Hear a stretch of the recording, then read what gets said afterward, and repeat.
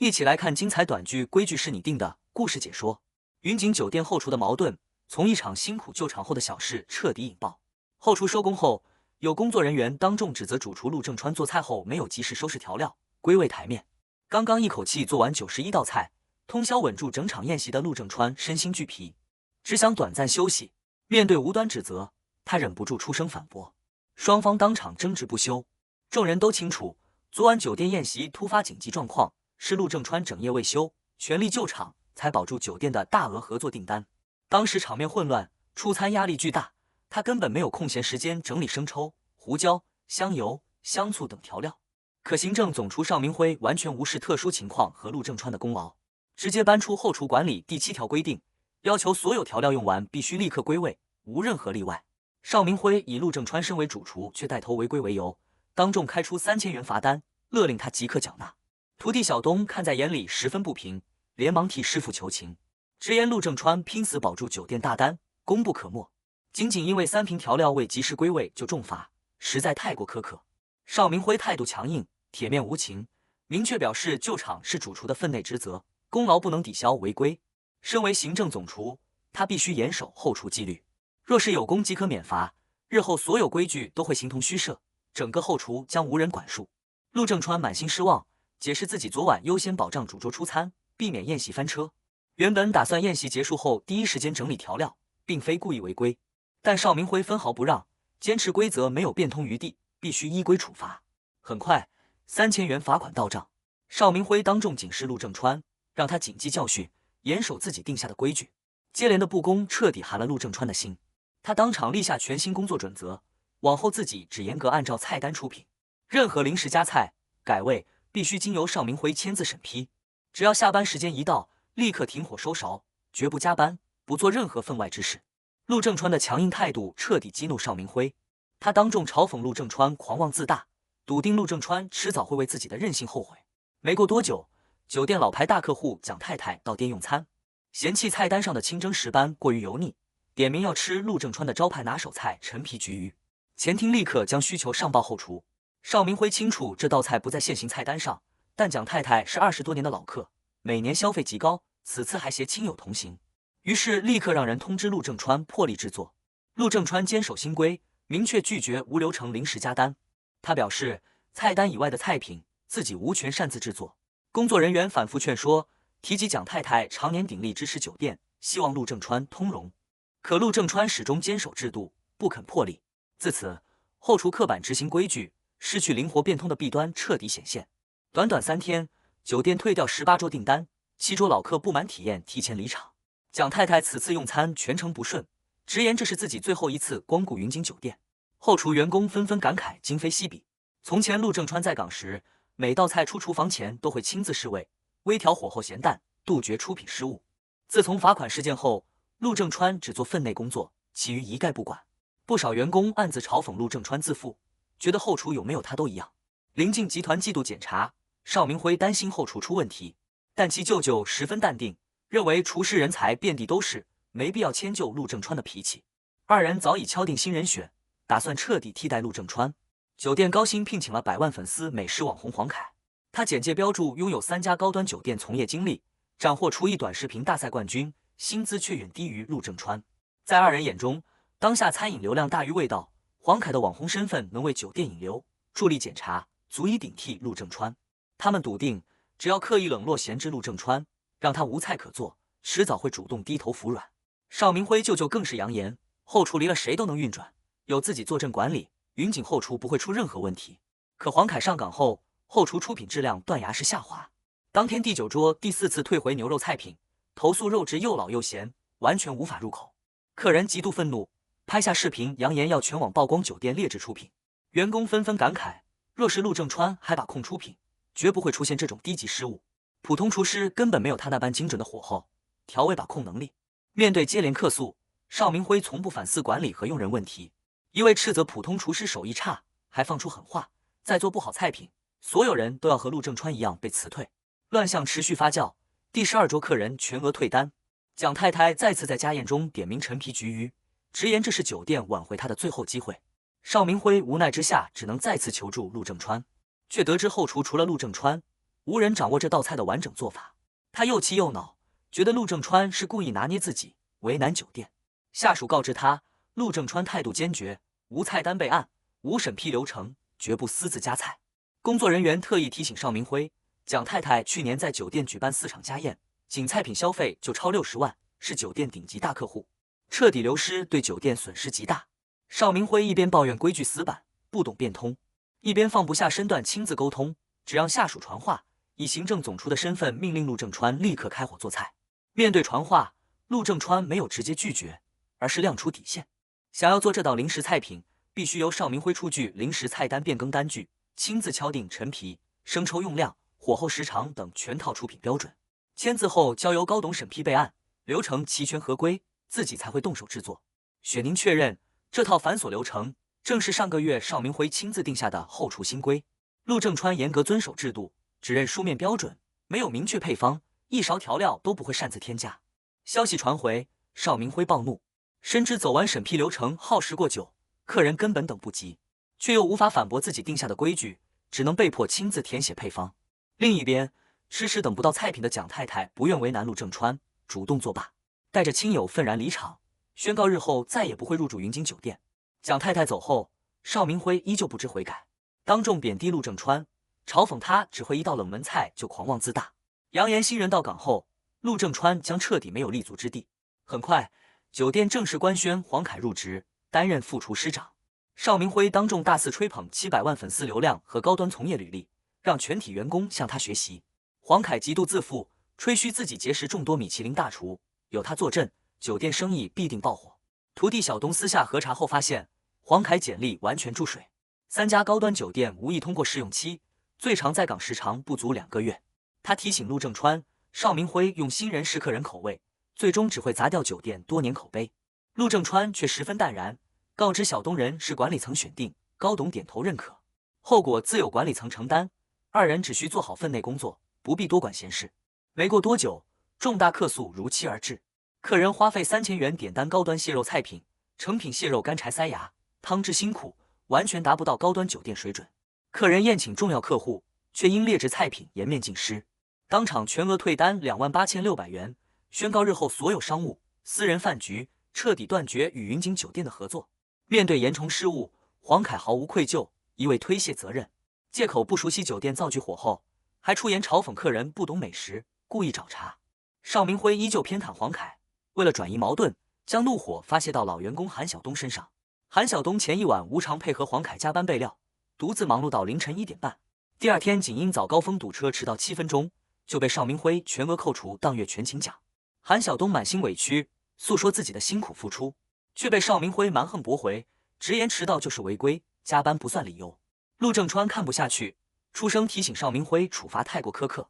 邵明辉恼羞成怒，以行政总厨的身份压制陆正川，颠倒黑白将菜品翻车的责任归咎于员工备料不用心。韩晓东不服，直言菜品是黄凯亲手制作，不该由自己背锅。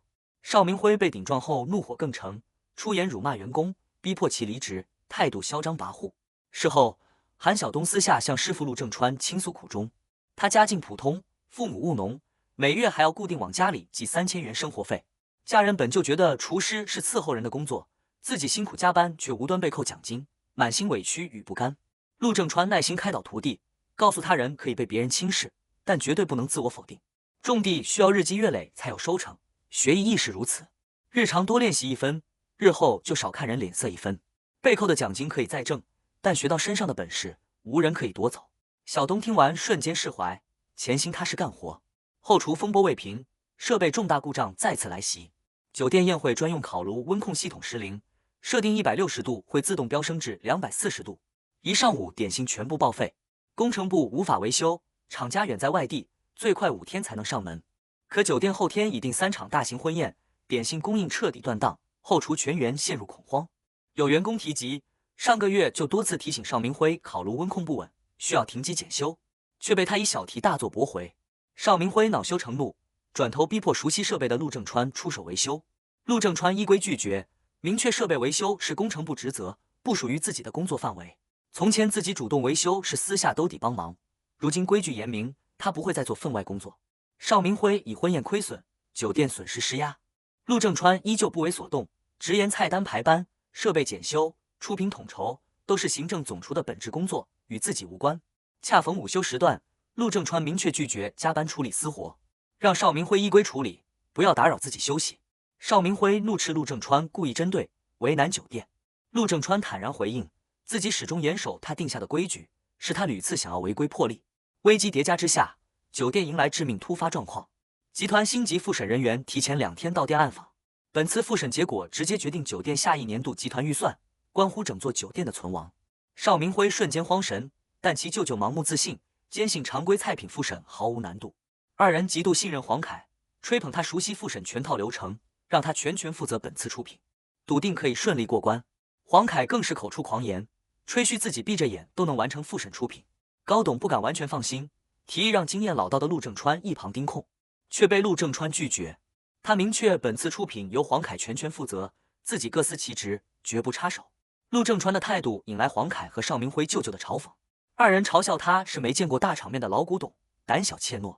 陆正川没有争辩，只是淡然提醒，越是简单的家常菜，越考验厨师基本功。胜负未定，不要妄言。